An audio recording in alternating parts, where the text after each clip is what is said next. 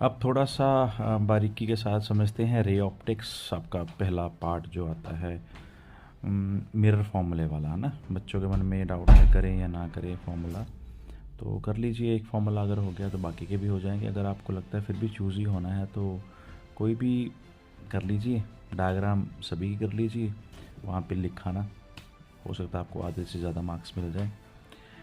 और उसके बाद टोटल इंटरनल रिफ्लेक्शन में से क्वेश्चन आएगा।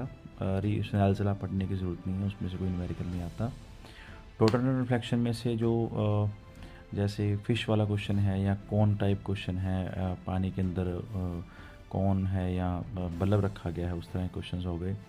या दो मीडियम है ना, तो उनका जो उनके अंदर TIR किस तरह पे बनेगी, या कोई 100 बबल वाला क्वेश्चन आ जाता है ना, उस तरह के न्यूमेरिकल्स आपने करने हैं। उसके बाद बच्चों के मन में ये डाउट रहता है कि rare to denser, denser to rare, medium वाला जो कन्वेक्स लेंस और कनकेव लेंस वाले आर्टिकल करें या ना करें, तो रिस्क ले सकते हैं, छोड़ सकते हैं। लेंस मेकर नहीं छोड़ना है।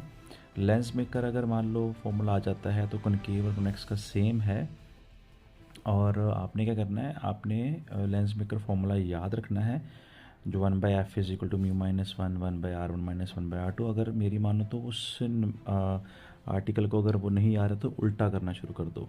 ठीक है, उल्टा उसको, जैसे पूरा आप कहीं से पढ़ लो, जहाँ से पढ़ना है उसको उल्टा नीचे से ऊपर करना शुरू कर दो। ठीक है, फिर आपको जल्दी से याद आ जाएगा, ईजिली हो जाता है। सीधा नहीं हो पाता तो डेफिनेटली आपके 2.5 मार्क आ जाएंगे आउट ऑफ 3।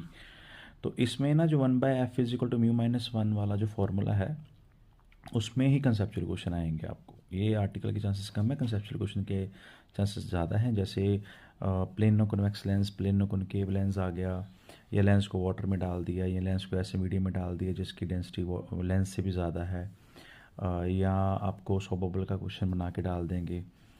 और इसके अलावा हो सकता है कि आपको वेवलेंथ के पॉइंट ऑफ व्यू से क्वेश्चन आ जाए, है ना, क्योंकि म्यू कॉशी फार्मूले के according inversely proportional to wavelength होता है, तो उस सेंस में से भी आपको फोकल लेंथ का न्यूमेरिकल आ सकता है। और कॉम्बिनेशन ऑफ लेंसेज के न्यूमेरिकल सारे के सारे करने जितने भी हैं।